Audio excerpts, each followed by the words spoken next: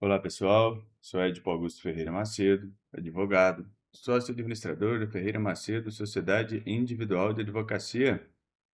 Se você perdeu o prazo exato do requerimento da pensão por morte, muito dinheiro a título de atrasados vai ficar direto no cofre do INSS.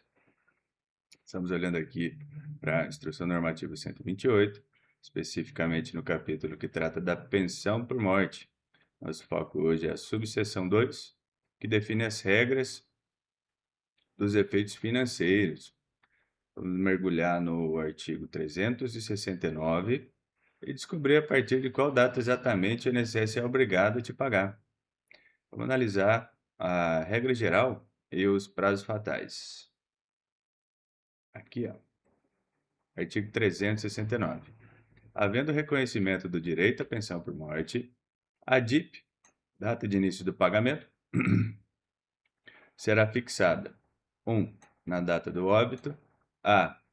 Para o dependente menor de 16 anos, quando requerido em até 180 dias da data do óbito. E B. Para os demais dependentes, quando requerida em até 90 dias da data do óbito.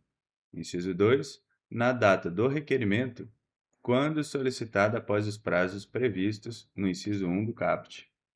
Então, pessoal, na prática, a DIP, né, a data de início do pagamento, ou seja, de onde começam a contar os seus atrasados, corre da seguinte forma: se você pedir dentro do prazo da lei, você recebe todo o valor acumulado desde o dia em que a pessoa faleceu. Menores de 16 anos têm 180 dias de prazo. Todo o restante dos dependentes tem 90 dias de prazo. Se você demorar mais do que isso para protocolar o pedido no meu INSS, você não perde o direito à pensão, mas você perde os atrasados. Você só vai começar a receber a partir do dia exato em que deu entrada no requerimento. Então, a estratégia aqui é a velocidade na organização documental. E atenção, essa regra de 180 e 90 dias, né, conforme dita aqui o parágrafo 2º, só vale para óbitos que ocorreram a partir de 18 de janeiro de 2019, data que a medida provisória 871 foi publicada e posteriormente convertida na Lei 3.846, tá? Então, se o instituidor faleceu antes disso, a regra do jogo é outra, né? Agora que a gente entendeu os prazos principais, vamos prestar atenção aqui em como o INSS trata os casos de exceção, né? Veja, inciso 3, na decisão judicial, no caso de morte presumida, parágrafo 1º, para efeito do disposto neste artigo, os dependentes inválidos ou que tenham deficiência intelectual ou mental ou deficiência grave devem ser equiparados aos maiores de 16 anos de idade. Então, pessoal, primeiro, se o falecimento não gerou uma certidão de óbito comum e precisou de uma declaração de morte presumida na justiça, o pagamento começa na data em que o juiz determinar na decisão judicial. E segundo, o INSS diz textualmente, né, expressamente, que pessoas inválidas ou com deficiência mental, intelectual ou grave são tratadas da mesma forma que os maiores de 16 anos para a contagem do prazo. Então, cuidado absoluto com esse parágrafo primeiro, pois ele é uma armadilha procedimental. Ao equiparar o dependente inválido ou com deficiência grave aos maiores de 16 anos, o INSS está definindo que o prazo deles para requerer não é de 180 dias. O prazo para eles garantirem os atrasados desde o óbito é de apenas 90 dias. Muitos profissionais segurados erram aqui, deduzindo que a deficiência garante automaticamente o prazo mais elástico, né? Mas e se já tem alguém recebendo essa pensão, né? E um novo dependente aparece depois para cobrar sua parte? A resposta, opa, está aqui no artigo 370. Caso haja habilitação de dependente posterior à concessão da pensão pela morte do instituidor, as regras em relação aos efeitos financeiros, observada a prescrição quinquenal, devem respeitar esse artigo, né? Veja, parágrafo 1º. Se não cessada a pensão precedente, a DIP será fixada na DER, data da entrada do requerimento, qualquer que seja o dependente e qualquer que seja a data do óbito. Né?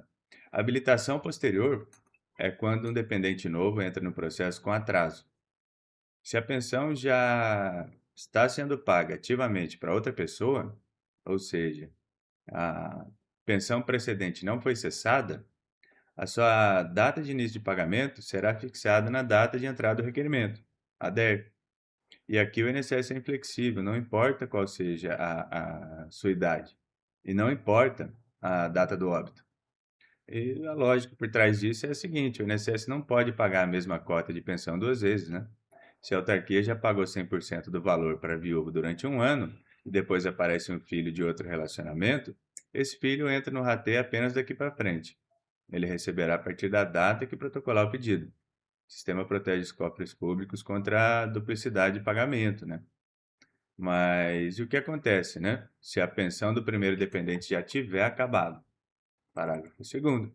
Se já cessada a pensão precedente, a DIP será fixada 1. No dia seguinte a DCB, a data da cessação do benefício, desde que requerido até 90 dias do óbito do instituidor, ressalvado o direito dos menores de 16 anos, cujo prazo é de 180 dias, ou 2.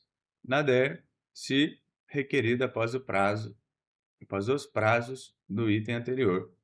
Se a pensão que existia já foi cortada, né, cessou, o INSS vai olhar novamente para aqueles prazos originais de 90 ou 180 dias, contados desde a data do óbito, né? E se o seu pedido for feito dentro dessa janela, você recebe os atrasados contando do dia seguinte em que o benefício do outro terminou. A data de cessação do benefício, né? A DCB. Se você pediu fora dessa janela, os pagamentos começam na data do seu requerimento.